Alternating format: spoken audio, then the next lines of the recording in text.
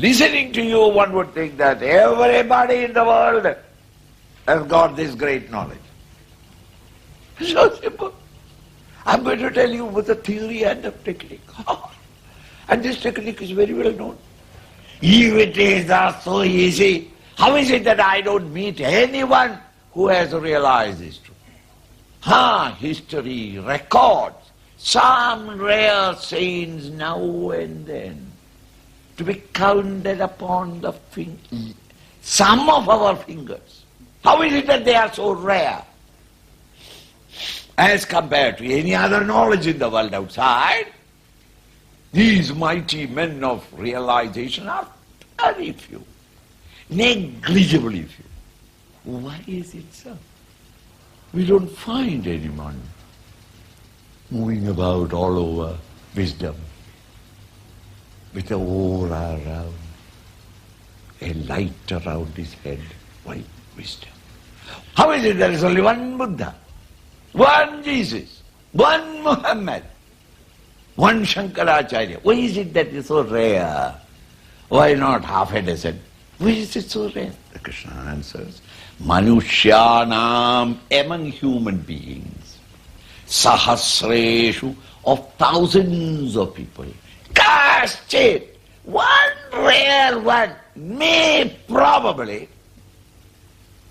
Yatati Siddhaye, put forth the necessary effort to come out of the shackles of matter to realize the great truth. All of us are here because of the pressure of the vasanas. We want only in the world pleasures of the world outside. Some physical, mental and intellectual excitement. That is all that we want. How many of thousands of people, cast it one rare fellow, may change his attitude and turn away from OET and put forth the effort to reach out to the higher reality. And it is true. Everyone who has got an anatomical structure is not a man. Many of us have got the human body. It is an expression of the infinite love of nature. We don't deserve it. Among mankind, have you seen stone men? Men like stone, incapable of responding and reacting to anything, like a rock. Have you seen men like trees, vegetable men? They will stand where they are standing, eat continuously and grow fat. Themselves can do nothing. Mere bones, no brain. Haven't you seen such people? Vegetable men? Haven't you seen animal men? Living on impulses and instincts at all times, barking and roaring and thundering and fighting and biting. If you have not seen one, look at a mirror. How few are really humane men, man. Not only anatomically human, but psychologically and intellectually also, living the dignity of human nature, of love, of concern, of understanding, of tenderness, mercy, goodness. How few!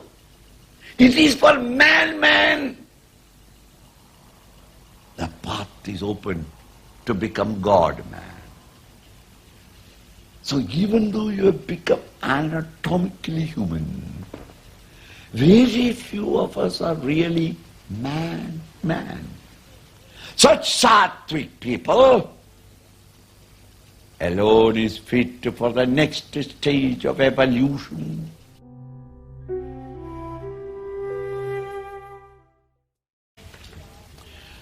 Bhumi, Rapo, Nalo, Vayu, Khammana.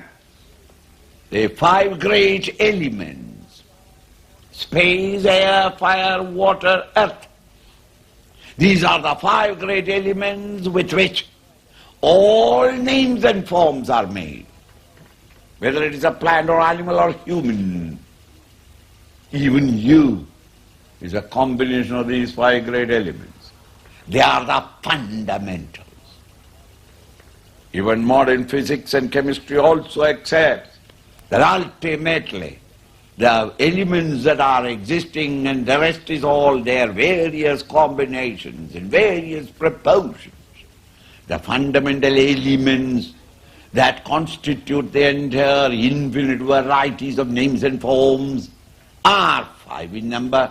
They manifest with this and there is a body, and when you die, all these elements go back to the main element.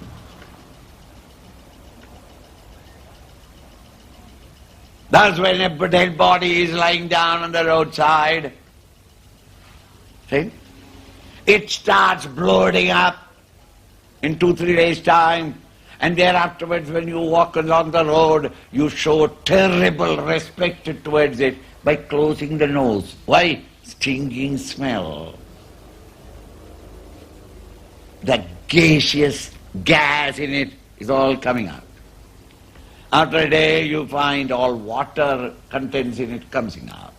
Any organic thing, when it is decaying, it gives out the thermal heat.